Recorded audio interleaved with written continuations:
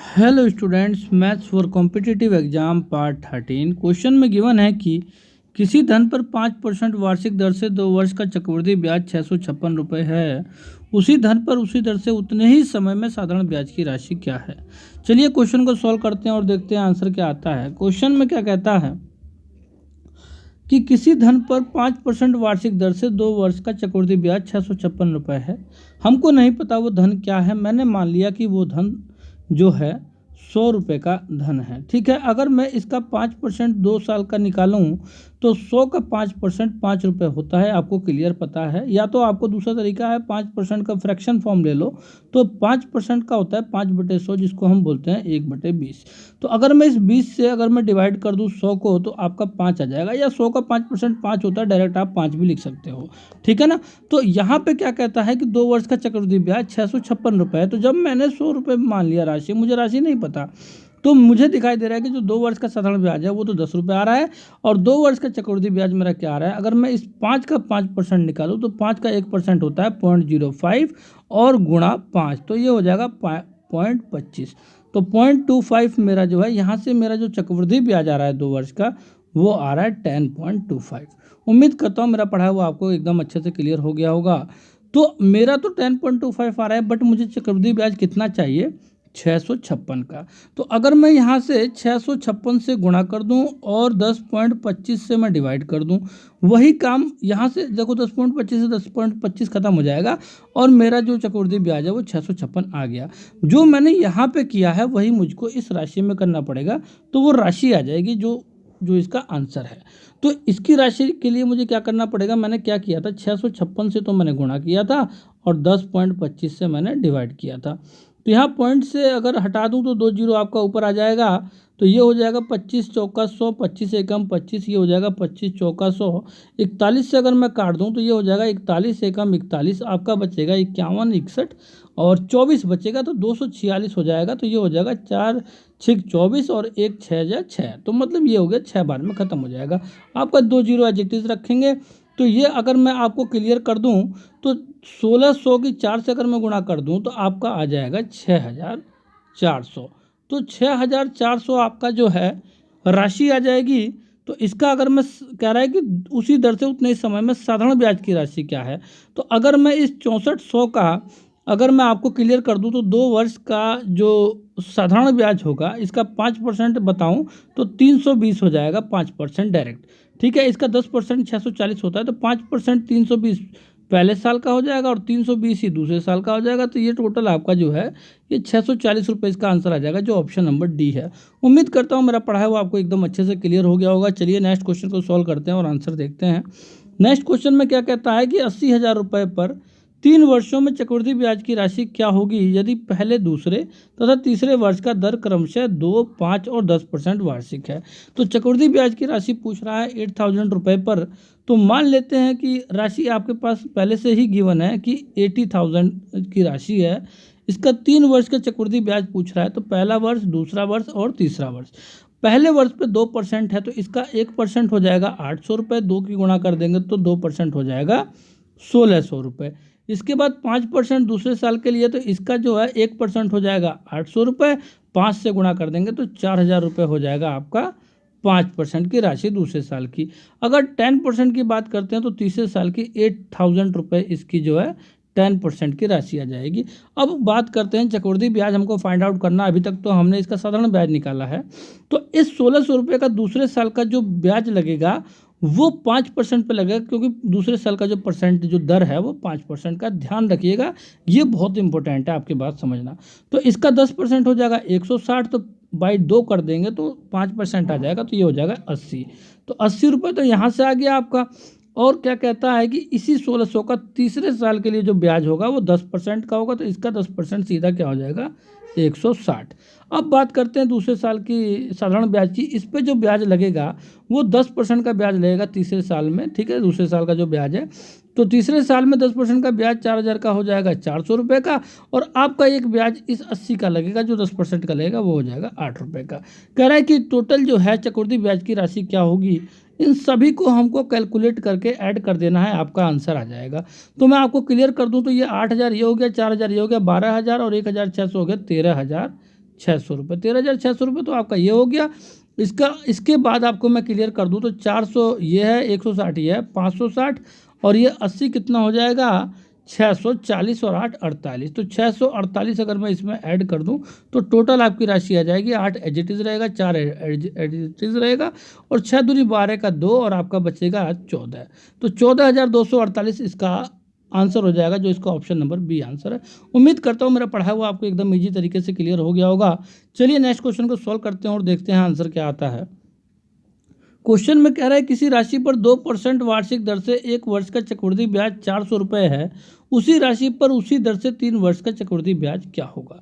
अब एक बात बताओ कि कोई राशि दे दी हमको तो पता नहीं है और कह रहा है 1 वर्ष का जो चक्रवृद्धि ब्याज है वो 400 रुपये का है। आप ध्यान रखना कभी भी जो पहले वर्ष का चाहे 1 वर्ष की बात करता है, ठीक है ना, वो हमेशा साधारण ब्याज ही कहलाता है। तो अब एक बात बताओ कि 2% अगर वो लग रहा है, मान लो कि कोई राशि पी की थी और उसका 2% पर जो है जो चक्रवृद्धि ब्याज जो पहले साल का जो ब्याज लगा है वो चक्रवृद्धि कह रहा है, बट वो साधारण ही कहलाएगा। पहले साल का ब्याज जो है वो 1 साल का कोई भी ब्याज हो वो साधारण ब्याज ही कहलाता है। तो 400 रुपये का ब्याज आया है किस पर, 2% पर। तो मैं आपको क्लियर कर दूं 2% का क्या कहते हैं, फ्रैक्शन फॉर्म में बोलेंगे 1/50। इसका मतलब ये हुआ, मैं आपको फाइंड आउट करने के लिए तो मैं यहाँ से भी डायरेक्ट आपको क्लियर कर दूँ शॉर्ट फॉर्म में, बट मैं आपको बताऊँ। मान लेते हैं कि वो राशि पी है, अगर मैं पी का 2% बताऊं तो 1/50 हो जाएगा। पी का 2% किसके बराबर है, 400 रुपये के बराबर। तो पी की वैल्यू फाइंड आउट करने के लिए 50 की गुणा कर देंगे तो 5 चौक 20 हो जाएगा, 3 जीरो आपका एज इट इज है। तो इसका मतलब वो राशि कितने हज़ार की है, 20,000 रुपये की वो राशि है। उम्मीद करता हूँ एकदम अच्छे तरीके से आपके समझ में आ गया होगा। तो इस 20,000 रुपये का 3 वर्षों का चक्रवृद्धि ब्याज मुझको निकालना है। पहले साल का आपको साधारण ब्याज निकल के दूसरे साल का फिर 400 रुपये का साधारण ब्याज आ जाएगा और तीसरे साल का फिर 400 रुपये का साधारण ब्याज आ जाएगा। अगर मैं आपको ये भी क्लियर कर दूं तो दर आपको पहले से ही पता है 2% का। तो अगर मैं इसका चक्रवृद्धि ब्याज निकालूं तो 400 का 1% हो जाएगा 4 रुपये, 2% हो जाएगा 2 से गुणा कर देंगे 8 रुपये, ठीक है। फिर इसका तीसरे साल का हो जाएगा 8 रुपये, फिर इस 400 का तीसरे साल का हो जाएगा 8 रुपये, फिर इस 8 का तीसरे साल का आपका 2% का ब्याज होगा। इसका 1% हो जाएगा 0.08 और 2 से गुणा कर दूंगा तो 0.16। तो 0.16 यहाँ से आ जाएगा। तो कह रहा है चक्रवृद्धि ब्याज कितना होगा, तो 0.16 आपको क्लियर हो गया होगा सबको। अगर मैं ऐड कर दूं चक्रवृद्धि ब्याज को तो लास्ट में 0.16 आपका आ रहा है, तो इसका ऑप्शन नंबर बी है 0.16, ठीक है। अगर आपको मैं आगे भी बढ़ के दिखाऊं तो 8 तिहाई 24 ये है और बाकी सब में 0 0 तो 24 ये रहा, ठीक है। और 4 4 8 और 4 12 ये हो जाएगा, तो 1224.16 हो जाएगा। सभी को आप ऐड करके देख लीजिएगा, यही आएगा, ठीक है। उम्मीद करता हूँ मेरा पढ़ाया हुआ एकदम ईजी तरीके से आपके समझ में आ गया होगा। चलिए नेक्स्ट क्वेश्चन को सोल्व करते हैं और देखते हैं आंसर क्या आता है। क्वेश्चन में कहता है चक्रवृद्धि ब्याज की 12.5% वार्षिक दर से 3 वर्ष बाद दे 7,290 रुपये का आरंभिक मूल्य क्या होगा। कहने का मतलब ये हुआ कि कोई भी राशि होगी तो उस पर 12.5% का ब्याज लगा है और 3 वर्ष के बाद वो 7,290 रुपये मतलब उसको देना है, तो आरंभिक मूल्य क्या होगा। तो वेरी इंपॉर्टेंट क्वेश्चन है बेटे, ध्यान रखिएगा। तो अब मैं क्या इसमें करूं कि क्वेश्चन आपके लिए आसानी से सॉल्व हो जाए। तो मान लेते हैं कि कोई राशि हमको नहीं पता, 3 वर्ष बाद जो दे है वो मिश्रधन 7,290 रुपये का है, ठीक है। फार्मूला आपको पता ही होगा, मिश्रधन बराबर क्या होता है, मूलधन ब्रैकेट 1 + r/100 की पावर वर्ष, ईयर जो आपकी n होती है। तो ये आपका मिश्रधन हो गया 3 वर्ष बाद, और वो मूलधन मुझे नहीं पता, मैंने मान लिया p रुपये का है। उस पर जो है 12.5% का अगर मैं फ्रैक्शन बनाऊं तो ये 25/200 आपका हो जाएगा 1/8। वेरी इंपॉर्टेंट है आप लोगों को इनका फ्रैक्शन फॉर्म याद रखना, जिससे कि आप लोगों को अगर आप इसको याद रखते हो तो इससे आपको काफ़ी जो है टाइम कंज्यूम होने से बच जाता है। तो 3 वर्ष है तो पावर 3 हो जाएगा। तो यहाँ से अगर मैं क्लियर कर दूँ तो 7290 बराबर p ये हो जाएगा आपका 8 एकम 8 और 1 9/8 की पावर 3। तो 9 की पावर 3 729 होता है, आपको क्लियर हो गया होगा। और 8 की पावर 3 होता है आपका 512, ठीक है ना। 8 8 64, 4 8 32, लास्ट में 2 आ जाता है। तो आपको मैं क्लियर कर दूं तो इससे अगर मैं इसको डायरेक्ट काट दूं तो आपका सिर्फ 10 बचेगा।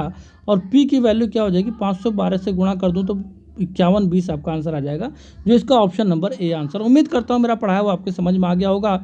मेरा पढ़ाया हुआ अगर आपको अच्छा लगे तो बेटे जरूर हमारे चैनल को सब्सक्राइब करके एक लाइक जरूर हिट कीजिएगा। चलिए नेक्स्ट क्वेश्चन को सॉल्व करते हैं और देखते हैं आंसर क्या आता है। क्वेश्चन में क्या कहता है, किसी धन पर 5% वार्षिक दर से 2 वर्षों के चक्रवृद्धि ब्याज तथा साधारण ब्याजों में 125 रुपये का अंतर है। उसी राशि पर 10% वार्षिक दर से 1 वर्ष के चक्रवृद्धि तथा साधारण ब्याजों में कितने रुपए का अंतर होगा यदि चक्रवृद्धि ब्याज की स्थिति में ब्याज का संयोजन अर्धवार्षिक होता है। क्वेश्चन में देखिए क्या कहता है, काफ़ी बड़ा क्वेश्चन है, इसको मैं अच्छे से समझा दूँ आपको। तो क्वेश्चन में क्या कहता है, किसी धनराशि पर 5% वार्षिक दर से 2 वर्षों का चक्रवृद्धि तथा साधारण ब्याजों में 125 रुपये का अंतर है। तो इसका मतलब ये हुआ कि कोई धनराशि होगी, चलिए उसको मैं फाइंड आउट करूंगा। इसके बाद क्या कहता है, उसी धनराशि पर 10% वार्षिक दर से 1 वर्ष में चक्रवृद्धि तथा साधारण ब्याजों में कितने रुपये का अंतर होगा यदि चक्रवृद्धि ब्याज की स्थिति में ब्याज का संयोजन अर्धवार्षिक होता है। चलिए इसको स्टार्टिंग से पढ़ते हैं और देखते हैं इसका आंसर क्या आता है। तो कोई धनराशि हमको नहीं पता, ठीक है, बट इतना है कि उसकी राशि फाइंड आउट हमको करनी है और उसका अंतर दिया हुआ है 125 रुपये का, ठीक है। तो मान लेते हैं वो धनराशि P रुपये की है, अगर उस पर 5% लग रहा है 2 वर्षों का, ठीक है, तो उसका जो अंतर है ना साधारण और चक्रवृद्धि ब्याज का वो 125 का है। मान लेते हैं इसका जो भी साधारण ब्याज आया होगा मुझे नहीं पता, इसका अंतर जो है 125 रुपये का आया है, ठीक है। तो अगर मैं क्लियर कर दूं, मुझको राशि फाइंड आउट करना है और 5% का इसका दर दे रखा है, ठीक है ना। तो अगर मैं क्लियर कर दूं तो यहाँ पे आपका जब क्या होता है कि ये आपका साधारण ब्याज है, इसका 5% 125 हुआ होगा, तो मुझे नहीं पता साधारण ब्याज क्या है, ठीक है ना। तो साधारण ब्याज को अगर मैं P की जगह के बाद अगर मैं इसको Q मान लूँ, ठीक है ना, मैं अपने तरीके से कुछ भी मान सकता हूँ, मेरे ऊपर डिपेंड करता है। मान लेता हूँ साधारण ब्याज Q है, ठीक है ना, तो इसका 5% 125 के बराबर है, तो ये हो जाएगा 5 Q/100 = 125। तो ये हो जाएगा 5 दूनी 10, 5 पंजे 25, 25 की 100 से गुणा कर देंगे तो आपका आ जाएगा 2500 रुपये। तो यहाँ से साधारण ब्याज 2500 का आपका आ गया है बोथ साइड, ठीक है ना। तो अगर मैं इस मूलधन का जो भी राशि है इसका अगर मैं 5% बताऊँ तो वो 2500 के बराबर हो जाएगा। तो मैं यहाँ से क्लियर कर दूँ तो P का 5% होगा आपका 1/20, चाहो तो आप 5/100 कर लो। तो ये किसके बराबर कह रहा है कि ये 2500 के बराबर हो जाएगा। तो यहाँ से अगर मैं P की वैल्यू फाइंड आउट करना चाहूँ तो 25 दूनी 50 हो जाएगा, 3 जीरो आपके पहले से ही है। तो आपके 50,000 की वो राशि है, ध्यान रखिएगा, इसका जो राशि है वो कितने की है, 50,000 की वो राशि है। कह रहा उसी राशि पर 10% वार्षिक दर से 1 वर्ष के चक्रवृद्धि तथा साधारण ब्याजों में कितने रुपए का अंतर होगा यदि चक्रवृद्धि ब्याज की स्थिति में ब्याज का संयोजन अर्धवार्षिक होता है। अब बात करता है ब्याज का संयोजन अर्धवार्षिक होता है। अगर मैं इस चक्रवृद्धि ब्याज की जो राशि है इस पर कह रहा है 1 वर्ष के चक्रवृद्धि तथा साधारण ब्याजों में कितने का अंतर होगा यदि चक्रवृद्धि ब्याज की स्थिति में ब्याज का संयोजन जो है अर्धवार्षिक होता है, ध्यान रखना बहुत ही इंपॉर्टेंट है। तो ये अर्धवार्षिक की बात अगर करता है तो जो इसका रेट परसेंट है ना, ये जो इसका रेट परसेंट है तो ये 10% की अब बात करता है उस राशि पे। तो इसका अर्धवार्षिक करेगा तो फिर इसका 5% आ जाएगा, ठीक है ना। जब भी अर्धवार्षिक की बात होती है, 6 महीने की बात होती है, तो रेट जो होता है वो हाफ हो जाता है, ठीक है। अगर वो कहता है जो भी मतलब उसी हिसाब से मैंने काफ़ी क्वेश्चन काफ़ी वीडियो बना रखे हैं, अगर आपको बिल्कुल गहराई में समझना है तो आप बाकी वीडियोस को चेक कर लें तो आपको सारा कुछ समझ में आ जाएगा।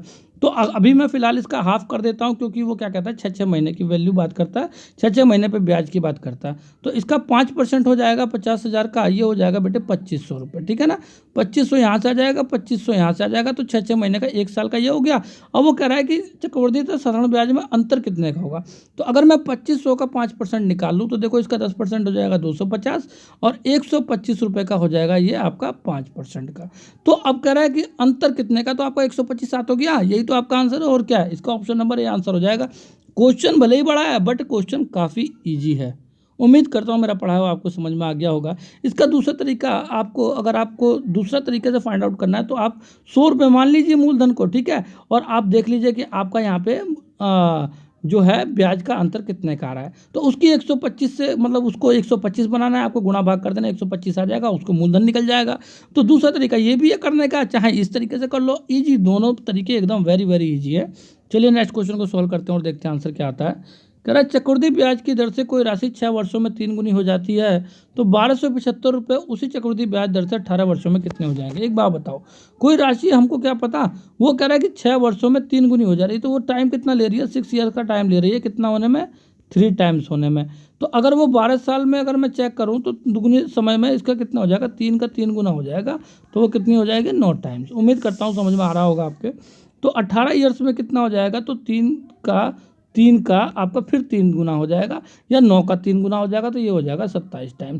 तो आपका चक्रवृद्धि ब्याज में इसी तरीके से आपके गुना वाले पार्ट होते हैं, इनकी गुणा करनी पड़ती है, पावर हो जाती है इनकी, ठीक है। तो अब कह रहे हैं 1275 रुपये, उसी दर से 18 वर्षों में कितना हो जाएगा। तो इसका मतलब ये हो गया होगा कि 1275 रुपये वो 27 गुनी हो जाएगी खुद की, 27 से गुणा कर दो, आपका आंसर आ जाएगा। तो देखो भाई 25 पंजे 125 होता है, तो 27 पंजे कितना हो जाएगा 135, कैरी 5, कैरी 5 का 135 का 5, कैरी आपका हो जाएगा 13। अब आपका हो जाएगा 25 सत्ते 175, 27 सत्ते कितना हो जाएगा, ये हो जाएगा आपका ये हो जाएगा आपका 75 10 85 और 4 89, 89 रुपये हो जाएगा, ठीक है। तो 189 वो और 13 ये, 189 वो और 13 ये, तो ये हो जाएगा 190, और ये 202 हो जाएगा, 202 का 2 कैरी 20, ठीक है। तो ये हो जाएगा आपका 27 दूनी 54 और 20 क्या हो जाएगा 64 10 74, 74 का 4 कैरी 7 और 27 से कम 27 और 7, ये हो जाएगा 34। उम्मीद करता हूँ आपको मेरा पढ़ा हुआ एकदम अच्छे से क्लियर हो गया होगा। तो 34 425 इसका ऑप्शन नंबर डी आंसर हो जाएगा। उम्मीद करता हूँ मेरा पढ़ा हुआ आपको एकदम ईजी तरीके से क्लियर हो गया होगा। चलिए नेक्स्ट क्वेश्चन को सॉल्व करते हैं और देखते हैं आंसर क्या आता है। कह रहा है कि 40,000 रुपये पर 2/5 वर्षों में कितने चक्रवृद्धि ब्याज प्राप्त होंगे यदि पहले, दूसरे तथा तीसरे वर्ष में वार्षिक दर 10%, 5% और 4% है। तो चलिए इस क्वेश्चन को सॉल्व करते हैं। काफ़ी इंपॉर्टेंट क्वेश्चन है, ध्यान रखिएगा। कैसे मुझको इसको फ्रैक्शन को फाइंड आउट करना है, ये बहुत ही इंपॉर्टेंट है आप लोगों के लिए। तो देखिए 40,000 रुपये की राशि है, इसका क्या कहता है कि पहले साल में 10% का, दूसरे साल में 5% का और तीसरे साल में 4% का ब्याज लग रहा है चक्रवृद्धि का। तो अगर मैं क्लियर कर दूं तो मैं इसको पहले 3 साल की वैल्यू निकालूंगा, फिर उसका 2/5 करूंगा, तब जाके हमारा आंसर आएगा। तो पहले 40,000 का 10% में आपको बता दूं तो सीधे आपका कितना हो जाता है 4,000 रुपये। इसके बाद क्या कहता है 5% अगर मैं बताऊं तो 4,000/2 2,000 हो जाएगा आधा। इसके बाद 4% की बात करूं तो इसका 1% होता है 400, 4 से गुणा कर दोगे तो 1,600 हो जाएगा। उम्मीद करता हूं एकदम अच्छे से आपको क्लियर हो गया होगा। अब क्या कहता है कि अब मैं इसका अगर चक्रवृद्धि ब्याज निकालना चाहूँ तो इसका जो है 5% दूसरे साल का हो जाएगा, तो ये हो जाएगा 200 रुपये, ठीक है। अब तीसरे साल का इसी 4,000 का 4% हो जाएगा, 1% 40 हो जाएगा, तो 40 चौका 4 चौक 16, तो ये 160 हो जाएगा यहाँ से, ठीक है। अब मैं इस 2,000 रुपये की बात करूँ तो ये 4% इसका हो जाएगा, 1% 20 हो जाएगा, 20 चौका 80, 80 आ जाएगा यहाँ से। अब मैं इस 200 का 4% बताऊँ तो बेटा ये 1% हो जाएगा 2, 4 दूनी 8, ठीक है। उम्मीद करता हूँ मेरा पढ़ा हुआ आपको एकदम अच्छे से क्लियर हो गया होगा। मैंने सारे ब्याज निकाल दिए। अब बात करता है 2 होल 2/5। कई बार क्वेश्चन में गलती भी हो जाती है, बट ध्यान रखना ये आपका 1 साल का तीसरे साल का है, जिसका ये पूरे के पूरे 12 महीने का है, ठीक है ना। तो ये कितना हो जाएगा 1,600 और ये हो जाएगा 16 8 दूनी 16 8 24 248, ये तो ये हो जाएगा 1,800, ये हो जाएगा 1,600 और ये 124, ये हो जाएगा 200, 1 सेकंड, ये हो जाएगा आपका 0 8 दूनी 16 और 6 22 और ये हो जाएगा 2 और 1 3, 320 हो गया, ठीक है। और नहीं 1 सेकंड गड़बड़ हो रहा है, मैंने गलती से 8 में जोड़ दिया इसको मैंने। ये हो जाएगा 8 तो एज इट इज़ रहेगा ना, फिर ये 8 से 14 का 4 कैरी 1, ये हो जाएगा 248, ठीक है। तो 1,600 और 248 कितना हो जाएगा आपका 1,848, ठीक है। एकदम सही काउंट कर रहा था मैं। तो यहाँ पे 1,848 का मुझको क्या करना है 2/5 भाग निकालना है। ये आपका 12 महीने का है, जिसका मुझको 2/5 करना पड़ेगा। तो 2/5 की वैल्यू जब मैं कर दूंगा तो मतलब उसका महीने का फ्रैक्शन आ जाएगा, कितने महीने की बात चल रही है यहाँ पर, ठीक है ना। तो अगर मान लो कि ये वो कहता है कि भाई 1/4, इसका मतलब ये हुआ कि इस 12 का 1/4 कर देता तो 3 महीने की वैल्यू आ जाती। तो इसी तरीके से 2/5 अगर मैंने कराया तो जो भी इसका फ्रैक्शन पार्ट होगा वो निकल जाएगा। तो यहाँ से देखो 5 तिहाई 15 हो जाएगा, आपका बचेगा 3, 5 6 30, 4 बचेगा, 5 9 45, 3 बचेगा, फिर आपका हो जाएगा 5 6 30, ठीक है ना। ये आपका 9 है, ध्यान रखना। 2 से गुणा कर दो, 6 दूनी 12 का 2 कैरी 1, 9 दूनी 18 19 का 9 कैरी 1, और आपका हो जाएगा 6 दूनी 12 और 13 का 3 कैरी 1, 3 दूनी 6 और 1 7, 739.2 रुपये आपका यहाँ से आ जाएगा। 739.20 पैसे कहलाएगा, ये 2 रुपये निकल आएगा, 20 पैसे कहलाएगा। तो इसको अगर मैं ऐड कर दूँ इस कंप्लीट के साथ तो आपका कंप्लीट जो है क्या निकल जाएगा चक्रवृद्धि ब्याज निकल जाएगा। तो ये हो जाएगा 4,000 2,000 6,200, तो ये हो गए आपके। तो 6,200 तो आपके ये हो गए, और 6,200 में अगर आपको ये 6,200 है, ध्यान रखना, ठीक है ना। तो इस 6,200 में अगर आपको 739.20 में ऐड कर दूँ, 739.20, तो 0.20 तो आपका एज इट इज़ रहेगा। तो यहाँ पे आप क्लियर कर दूँ तो मेरा आंसर यही होगा, क्योंकि 0.20 इसी में ही है। अब बाद में आपका 9 एज इट इज़ हो जाएगा, ठीक है। 9 के बाद आपका 3 आ जाएगा। उम्मीद करता हूँ मेरा पढ़ाया हुआ आपको एकदम अच्छे से क्लियर हो गया होगा। तो 9 हो जाएगा, फिर 3 हो जाएगा आपका, फिर 6 2 3 9 आपका यही हो जाएगा। तो ये 6, ये 7 और 2 9 हो जाएगा, ठीक है ना। तो ये हो जाएगा 6 9 और 3 और 9, ठीक है ना। उम्मीद करता हूँ एकदम अच्छे से आपको मेरा पढ़ाया हुआ समझ में आ गया होगा। इसका ऑप्शन नंबर ए आंसर है। चलिए नेक्स्ट क्वेश्चन को सोल्व करते हैं और देखते हैं आंसर क्या आता है। नेक्स्ट क्वेश्चन में क्या कहता है कि किसी राशि पर 2 वर्ष में चक्रवृद्धि और साधारण ब्याजों में 4 रुपये का अंतर है। यदि उसी राशि पर 3 वर्ष का साधारण ब्याज 240 रुपये हो तो ब्याज की दर क्या है। अब क्या कहता है, कोई राशि है जिसमें 2 वर्ष में चक्रवृद्धि और साधारण ब्याजों में 4 रुपये का अंतर है, ठीक है। यदि उसी राशि पर 3 वर्ष का साधारण ब्याज अगर 240 रुपये हो तो ब्याज की दर क्या है। देखो आपको यहाँ से क्वेश्चन को उसने ईजी कर दिया कि 3 वर्ष का साधारण ब्याज दे दिया, इसका मतलब राशि मान लेते हैं ₹P की है, और 3 वर्ष का साधारण ब्याज अगर 240 है तो इसको हम 3 से डिवाइड कर देंगे, तो ये हो जाएगा 8 3 24, तो 80 और 80 और 80 रुपये के 3 साधारण ब्याज आ गए 3 साल के। तो कह रहा है कि यदि 2 वर्ष में चक्रवृद्धि और साधारण ब्याज में 4 रुपये का अंतर है, इसका मतलब पहला वर्ष ये हो गया, दूसरा वर्ष ये हो गया, इसका जो साधारण और चक्रवृद्धि ब्याज है उसमें 4 रुपये का अंतर है। तो CI माइनस SI की वैल्यू तो ये होती है, आपको पहले से ही पता है। तो ये CI माइनस SI की वैल्यू होती है, आपको पहले से पता होगा। तो 4 रुपये का अंतर मैंने यहाँ से बता दिया। तो कह रहा है कि ब्याज की दर क्या है, तो बस कुछ भी करने की जरूरत नहीं है, आपको राशि फाइंड आउट करने की भी जरूरत नहीं है, क्योंकि आपको यहाँ से इसका डिफरेंस आ गया, तो ये बटे ये कर दो, आपका आंसर आ जाएगा। तो क्या बटे क्या करना है आपको, 4/80 करना है। 4/80 गुणा 100, तो मैं आपको क्लियर कर दूं तो 20 चौका 80, 20 पंजे 100, 4 से 4 कट जाएगा, आपका 5 आ जाएगा। तो 5% इसका आंसर आ जाएगा, ऑप्शन नंबर ए। उम्मीद करता हूँ मेरा पढ़ाया हुआ आपको एकदम अच्छे से क्लियर हो गया होगा। चलिए नेक्स्ट क्वेश्चन को सॉल्व करते हैं और देखते हैं आंसर क्या आता है। नेक्स्ट क्वेश्चन में कह रहा है कि 5400 रुपये की राशि पर 5% वार्षिक दर से तीसरे वर्ष का चक्रवृद्धि ब्याज लगभग क्या होगा। तो सिर्फ आपको तीसरे वर्ष का चक्रवृद्धि ब्याज बताना है, बाकी कुछ नहीं बताना है, और लगभग में इसका आंसर आएगा। तो मैं बता दूं तो 5400 रुपये आपके पास पहले से ही है, इसका 5% अगर मैं कर दूं तो 10% हो जाएगा 540। तो 540 का अगर मैं बटे 2 कर दूं तो 5% निकल जाएगा। तो 540 बटे अगर मैं 2 करूँ, ये 4 है ध्यान रखना, तो ये हो जाएगा 2 दूनी 4, 2 सत्ते 14, 0, 240 आ रहा है। 200 एक सेकंड 270 आ रहा है। तो ये 540 है ना आपका, एक सेकंड रुक जाओ, 540/2, तो ये हो जाएगा आपका 2 दूनी 4, 2 सत्ते 4, 270 आ रहा है। तो 270 यहाँ से आ गया पहले साल का, और फिर 270 दूसरे साल का, फिर 270 तीसरे साल का हो गया। कह रहा है कि तीसरे वर्ष का चक्रवृद्धि ब्याज पूछ रहा है 5% का। तो इसका अगर आप यहाँ से निकालो, इसका जो है इसका 10% हो जाएगा 27, और ये हो जाएगा आपका बटे 2 5%, तो ये हो जाएगा 13 दूनी 26, तो 13.5 आ जाएगा। तो 13.5 यहाँ से आ गया, 13.5 इसका तीसरे साल का आ गया। अभी 270 का 13.5 यहाँ से आ गया, और इस 13.5 का अगर आप 5% निकालो तो इसका 1% हो जाएगा 0.135, ठीक है। इसकी 5 से गुणा कर दो। तो मैं कह रहा हूँ कि इसकी निकालने की जरूरत है ही नहीं, लगभग में पूछ रहा है, एक वैल्यू बढ़ा देंगे और क्या हो जाएगा। तो मैं आपको क्लियर कर दूं तो तीसरे वर्ष का जो ब्याज हो जाएगा, यहाँ से चेक कर लो, तो 270 ये, और 13 दूनी 26, और ये 13.5 27 हो जाएगा। तो 270 में अगर आप 27 जोड़ दो तो 7 तो ये, और 7 2 9, और 297 तो ये हो गया, और लगभग में एक इसको मान लो तो 298 हो जाएगा, जो इसका ऑप्शन नंबर बी आंसर है। उम्मीद करता हूँ मेरा पढ़ाया हुआ आपको एकदम अच्छे से क्लियर हो गया होगा। बेटे मैं आपको और भी क्लियर कर दूँ, कई बार पेपर में क्या होता है कि 4 वर्ष के बारे में दे देता है, बच्चे कंफ्यूज आते हैं, अब क्या करा जाए, एक बार आंसर कैसे निकालेंगे। तो आपको ऊपर ऊपर की वैल्यू निकाल दिया करो, बीच नीचे जो ज़्यादा पॉइंट में वैल्यू आती है समझ लो वो 0 है, या उसको आप ले दे के आप 1 मान लो, तो इस कोई प्रॉब्लम आने वाली नहीं है। अगर आपको क्वेश्चन में ज़्यादा प्रॉब्लम लगती है तो उसी के अकॉर्डिंग आपको आधे में ही सॉल्व करके आप क्लियर कर सकते हो कि आपका आंसर क्या आने वाला है। चलिए नेक्स्ट क्वेश्चन को सॉल्व करते हैं और देखते हैं क्या आता है। कह रहे यदि 3 लगातार वर्षों का ब्याज दर 10%, 5% और 20% हो, तब कोई राशि इन 3 वर्षों के बाद 5821.20 रुपये हो जाती है। यदि ब्याज का वार्षिक संयोजन होता तो मूल राशि क्या है। अब मूल राशि तो हमको पता नहीं है ना क्या है, तो कह रहे हैं कि पहले वर्ष में जो है 10% है, दूसरे में 5% और तीसरे में 20% है।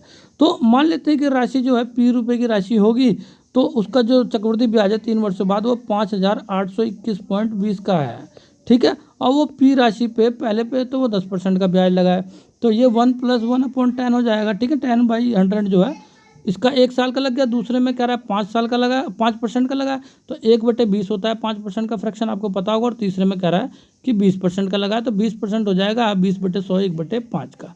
उम्मीद करता हूँ मेरा पढ़ा हुआ आपको एकदम अच्छे से क्लियर हो गया होगा। तो यहाँ से अगर मैं पी की वैल्यू बताऊँ तो ये हो जाएगा 11/10 और गुणा ये हो जाएगा आपका 21/20 और ये गुणा आपका हो जाएगा 6/5 बराबर आपका हो जाएगा ये क्या 5821.20। उम्मीद करता हूँ एकदम अच्छे से आपको क्लियर हो गया होगा। तो अगर मैं यहाँ से क्लियर कर दूँ तो अगर मैं पॉइंट हटा दूँ तो यहाँ पे 2 जीरो नीचे आ जाएगा, तो इस 2 जीरो से ये 2 जीरो कट जाएगा 20 का और 10 का। ठीक है, तो अगर आपको मैं बताऊँ तो बेटे 5 दूनी 10 है ये, तो 10 की मैं यहाँ पे गुणा में भेज दूंगा तो ये हो जाएगा 5821 ये 21 है, ध्यान रखना। ठीक है, तो ये हो जाएगा आपका 200। ठीक है, 5821 200। तो यहाँ पे आपका बचा क्या, आपका यहाँ पे बचा है 11 21 और आपका बचा है यहाँ पे 6। ठीक है, 11 21 और 6 बचा है। तो अगर मैं इसको 11 से काटूँ, पहले 11 से काट दूँ तो 11 पंजे 55 बचेगा 3, 11 दूनी 22 बचेगा 10, 11 निमन 99 बचेगा 2, 11 दूनी 22 0 0। ठीक है, अब यहाँ पे देखो आपका बचेगा 21 है ये। ठीक है ना, ये 21 से काट दूंगा मैं डायरेक्ट, तो 21 दूनी 42 आपका बच्चे कितना 10, तो 109 हो जाएगा। तो 21 पंजे 105 फिर 2 आपका बचेगा 4, 21 दूनी 42 0 0, 252 0 0 आ गया। 6 से काट देंगे आपका आंसर आ जाएगा डायरेक्ट। तो 6 से काट दें, 6 चौक 24, 6 दूनी 12 0 0 4200 रुपये इसका आंसर आ गया, जिसका ऑप्शन नंबर बी आंसर है। उम्मीद करता हूँ मेरा पढ़ाया हुआ आपके समझ में आ गया होगा। Okay students.